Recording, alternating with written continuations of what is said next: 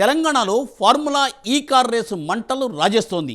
ఈ కార్ రేసులో గులాబీ కారు స్పీడ్ ఎంతో తేల్చేందుకు రేవంత్ సర్కార్ దూకుడుగా ముందుకెళ్తోంది.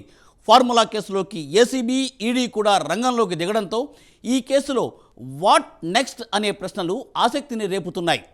రేపో మాపో ఫార్ములా ఈ కార్ రేసులో కేటీఆర్కు నోటీసులు ఇచ్చేందుకు అటు ఏసీబీ, ఇటు ఈడీ రెడీ అవుతున్నట్లుగా సమాచారం. దీంతో ఏం జరగబోతోంది అని గులాబీ శ్రేణులు ఇప్పుడు టెన్షన్ పడుతున్నాయట.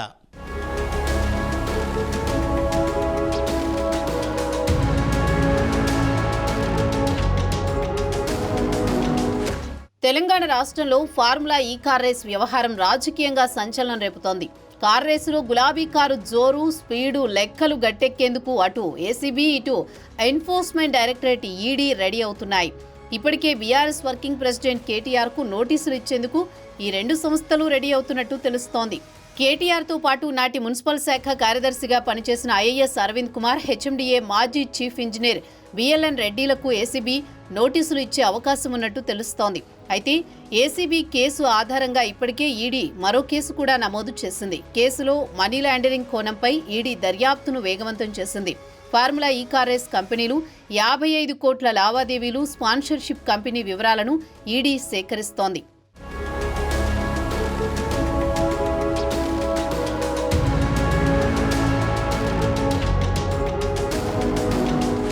బీఆర్ఎస్ హయాంలో జరిగిన ఫార్ములా ఈ రేసులో నిధుల గోల్మాల్ జరిగిందని ఏసీబీ కేసు నమోదు చేసింది.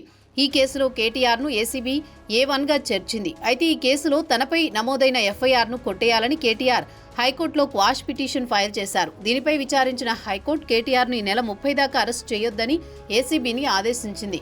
విచారణ కొనసాగించుకోవచ్చని ఏసీబీకి గ్రీన్ సిగ్నల్ ఇచ్చింది.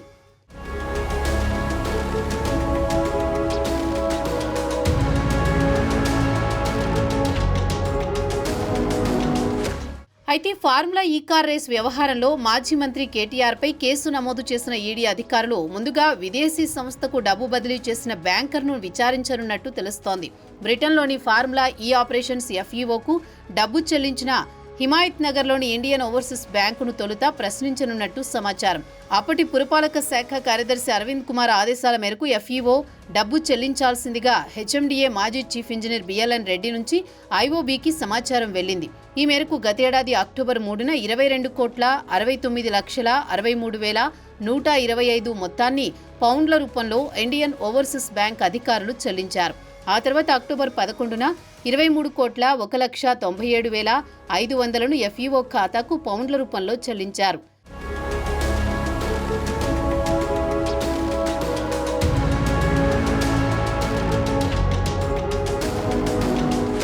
వాస్తవానికి దేశంలోని ఏ బ్యాంక్ అయినా ప్రభుత్వ లేదా ప్రైవేటు సంస్థలకు సంబంధించి విదేశీ కంపెనీలకు ఆయా దేశాల కరెన్సీ రూపంలో డబ్బు చెల్లించాలంటే భారతీయ రిజర్వ్ బ్యాంక్ ఆర్బీఐకు సమాచారం ఇవ్వాలి. డబ్బు పంపిస్తున్న సంస్థలు ఆర్బీఐ అనుమతి తీసుకుని ఆ విషయాన్ని బ్యాంకర్కు తెలపాలి. కానీ ఎఫ్ఈఓ కేసు విషయంలో హెచ్ఎండిఏ, ఆర్బీఐ అనుమతి తీసుకోలేదు. అలాంటప్పుడు ఇండియన్ ఓవర్సీస్ బ్యాంక్ అధికారులు మొత్తాన్ని హెచ్ఎండిఏ ఖాతాల నుంచి బ్రిటన్లోని ఎఫ్ఈఓకు ఎందుకు బదిలీ చేశారు? వారిపై ఏమైనా ఒత్తిళ్లున్నాయా?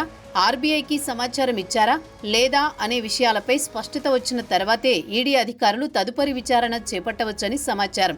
ముందుగా కేటీఆర్ను విచారించకుండా ఐఏఎస్ అధికారి అరవింద్ కుమార్, హెచ్ఎండిఏ మాజీ చీఫ్ ఇంజనీర్ బిఎల్ఎన్ రెడ్డిని విచారించిన తర్వాతే కేటీఆర్కు నోటీసులు జారీ చేయవచ్చని తెలుస్తోంది.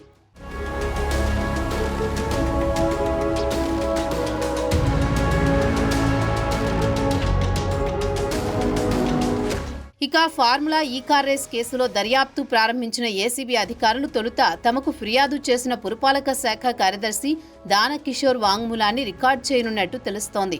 ఆ తర్వాత నాటి పురపాలక శాఖ కార్యదర్శి అరవింద్ కుమార్, హెచ్ఎండిఏ మాజీ చీఫ్ ఇంజనీర్ బిఎల్ఎన్ రెడ్డికి నోటీసులిచ్చి వారిని విచారించడానికి ఏసీబీ అధికారులు సన్నద్ధమవుతున్నారు.